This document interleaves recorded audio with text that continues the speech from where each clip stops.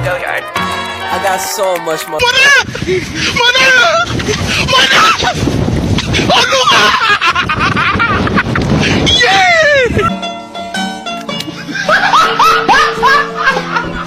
Are you ready, kids? Aye, aye, Captain! I can't hear you. Aye, aye, Captain! Oh!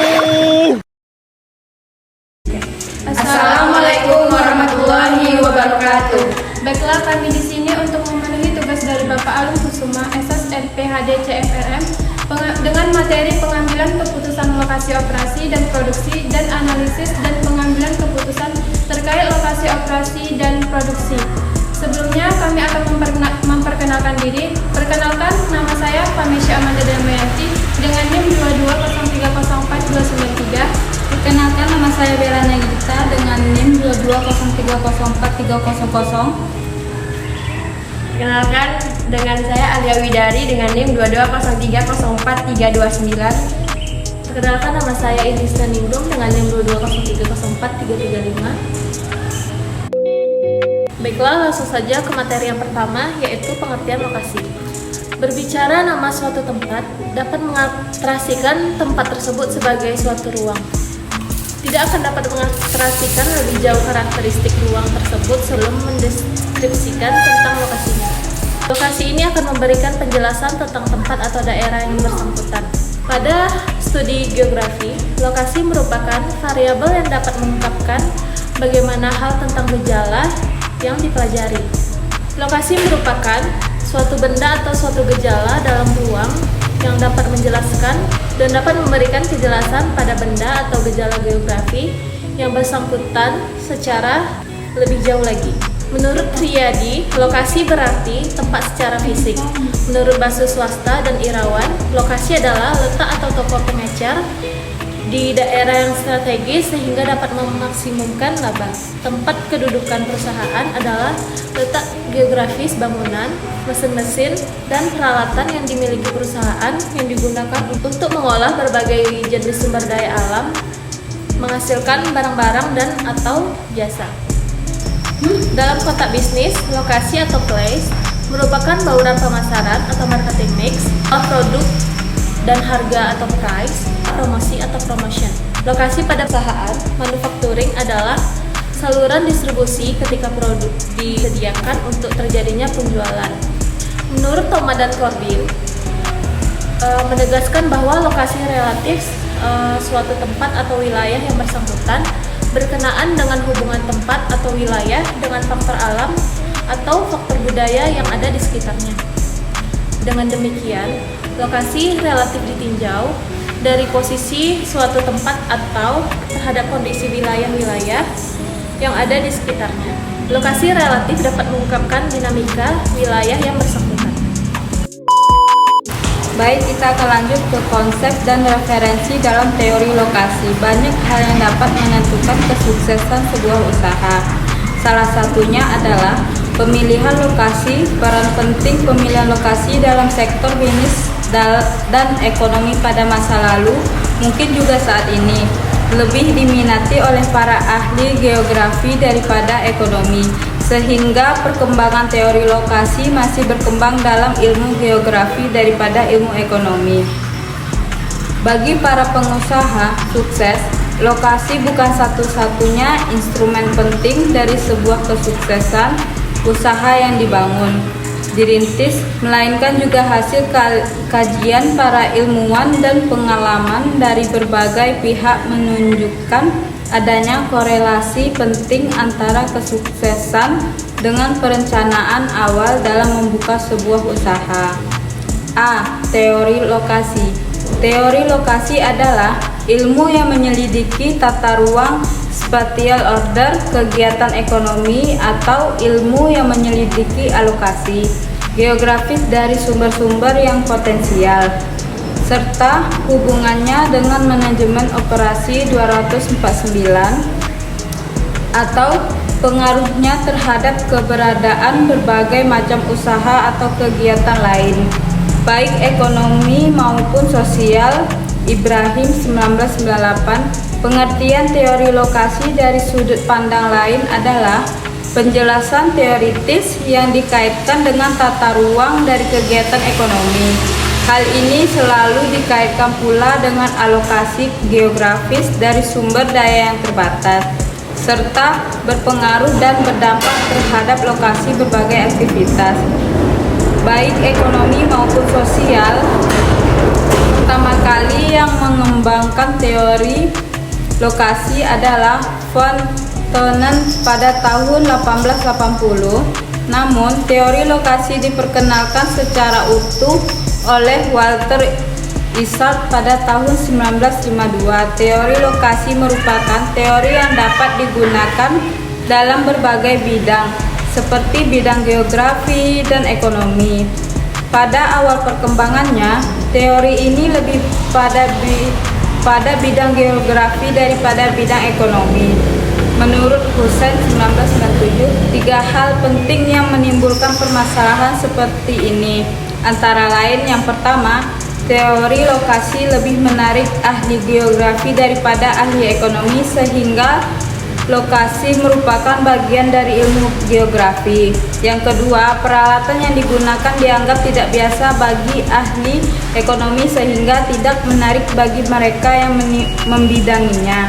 Yang ketiga, teori lokasi pada awal dikembangkan dalam 3 bentuk yang tampak berdiri sendiri. B. Lokasi usaha. Menjadikan kota besar sebagai tempat pemilihan lokasi usaha saat ini mungkin tidak lagi menjadi persyaratan mutlak. Dasar berdirinya sebuah usaha pasti mempertimbangkan cost and benefit, yaitu usaha tersebut harus berdiri. Jika kota besar tidak layak untuk jenis usaha dan target keuntungan, maka meletakkan lokasi usaha di kota besar bukan solusi. Hukum Reilly menyatakan bahwa gravitasi usaha berurusan dengan besarnya daerah perkotaan menarik pelanggan dan melayani masyarakat yang lebih kecil di pedesaan. Pada 2 dekade kemudian Paulus Covers 1931 merevisi hukum Reilly dengan menentukan batas-batas suatu kawasan perdagangan kota atau membuat sebuah titik ketidakpedulian antara 2 kota. Titik ketidakpedulian adalah titik ketika pembelian tidak peduli untuk pergi ke satu kota ataupun ke kota lainnya dalam upaya pemenuhan kebutuhannya. Kita lanjut kedua, faktor lokasional utama dalam industri. Menurut Rajiman 1998, faktor-faktor lokasional utama dalam industri meliputi faktor berikut. Yang pertama, A. Faktor fisik, yaitu tanah. Tanah merupakan dataran rendah yang cukup luas dan datar, terutama untuk industri besar yang memerlukan ruang yang lebih banyak untuk struktur, pergudangan, dan lain-lain. Tapak kering dengan irigasi yang baik serta bebas dari masalah banjir. Yang kedua, dari segi bahan baku. Akses ke penyediaan bahan baku sangat penting karena menyangkut transformasi bahan baku atau primer ke marketable processes atau treat bahan baku ke processing industri ataupun ke proses-proses lainnya. Di samping itu, keadaan alami bahan baku dapat mempengaruhi biaya studi dan lokasi. Yang ketiga ada tenaga atau energi. Energi industri-industri yang modern mempersyaratkan beberapa tipe tenaga dan karakter sumber tenaga yang berbeda-beda. Dan pengaruh sumber tenaga di lokasi industri bervariasi dalam waktu berbeda dan pada tipe industri yang berbeda pula. B. Faktor manusia dan ekonomi. Pertama, penyediaan tenaga kerja. Ketersediaan tenaga kerja baik secara kuantitas, yaitu industri yang mensyaratkan jumlah tenaga yang murah dengan jumlah besar. Ketersediaan tenaga kerja secara kualitas, yaitu industri yang mensyaratkan tenaga kerja dengan keahlian khusus atau skill, dan hal ini biasanya di industri yang tinggi. Lalu ada yang kedua, yaitu transportasi. Faktor lokasi utama lainnya adalah transportasi, di mana fasilitas transport yang baik dengan biaya transportasi yang rendah merupakan syarat yang penting karena akan sangat mendukung kegiatan suatu industri. Lalu yang ketiga ada pasar. Pasar yang tersedia, baik lokasi maupun luar negeri, dengan aspek kuantitas atau potential customer dan kualitas purchasing power. Dalam hal ini, living standard dari pelanggan potensial. Adapun tipe industri-industri yang berorientasi pada pasar atau market oriented industries merupakan hal yang sangat penting. Yang keempat ada pengaruh pemerintah. Pengaruh pemerintah sangat penting dalam penentuan lokasi industri, karena pemerintah dapat menawarkan insentif kepada para pengusaha atau investor dalam rangka mendorong pengembangan industri di wilayah tersebut. Yang kelima, ada faktor historis, inersia industrial. Pada umumnya, industri cenderung tinggal di lokasi existing, diantaranya yang karena ada alasan-alasan utama untuk inersia industrial, yaitu struktur yang besar, tidak ekonomis, lalu ekonomi eksternal, dan ekonomi aglomerasi tidak bisa didapat di lokasi baru. Industri sering mengadakan penyesuaian dan penyerapan terhadap perubahan pada faktor-faktor lokasi, teknologi tinggi atau produk kualitas tinggi yang kompetitif di pasar. Ada yang keenam, yaitu ada keuntungan aglomerasi, yaitu keuntungan aglomerasi dalam kapasitasnya. Jika lokasi industri dekat dengan penggunaan atau pemasoknya, beberapa industri tanpa persyaratan lokasi akan tertarik pada area yang punya aglomerasi industrial. Selanjutnya, faktor-faktor penentu lokasi industri. Yang pertama, dasar pertimbangan negara mengembangkan industri. Menurut Musel, Potter, 4 faktor yang menyebabkan negara untuk mengembangkan perusahaan di dalam negeri, yaitu sebagai berikut. A. Faktor kondisi dan posisi negara dalam faktor produksi, seperti tenaga kerja, infrastruktur yang diperlukan untuk industri tertentu. B. Kondisi dan karakteristik permintaan untuk suatu produk industri atau jasa. C. Hubungan dan dukungan antara industri dengan kompetisi dunia internasional. D. Strategi, struktur, dan persaingan antar perusahaan serta kondisi dari pemerintahan suatu negara berfungsi mengatur pendirian industri, pengorganisasian, dan manajemen perusahaan lokal. Menurut Yipendra Dwi Joko Prakoso, mengemukakan bahwa suatu industri akan berkembang karena dorongan beberapa faktor yang dapat dikelompokkan dalam 4 kelompok, antara lain: yang pertama, faktor pasar atau market driver, yaitu kebutuhan konsumen yang homogen, konsumen global, saluran distribusi global, dan perpindahan pasar. Kemudian yang B, faktor biaya atau cost driver, dalam skala dan cakupan ekonomi, pengalaman dan pengetahuan, efisiensi sumber daya, pasokan yang baik, perbedaan biaya dan keterampilan antar negara, dan pengembangan produk.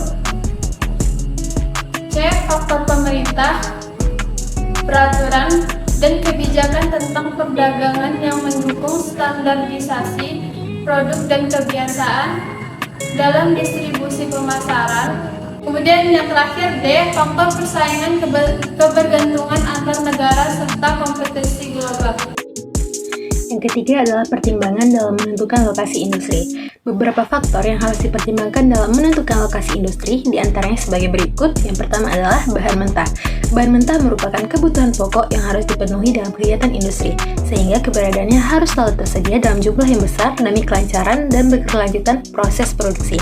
Apabila bahan mentah yang dibutuhkan industri cadangan cukup besar dan banyak ditemukan, akan mempermudah dan memperbanyak pilihan atau alternatif penempatan lokasi industri. Selanjutnya adalah modal. Modal yang digunakan dalam proses produksi merupakan hal yang berkaitan dengan jumlah produk yang akan dihasilkan, pengadaan barang mentah, tenaga kerja yang dibutuhkan, teknologi yang akan digunakan, dan luasnya sistem pemasaran. Tenaga kerja merupakan tulang punggung dalam menjaga kelancaran proses produksi, baik jumlah maupun keahliannya. Dengan demikian, penempatan lokasi industri berdasarkan tenaga kerja sangat bergantung pada jenis dan karakteristik kegiatan industrinya. Berikutnya adalah sumber energi.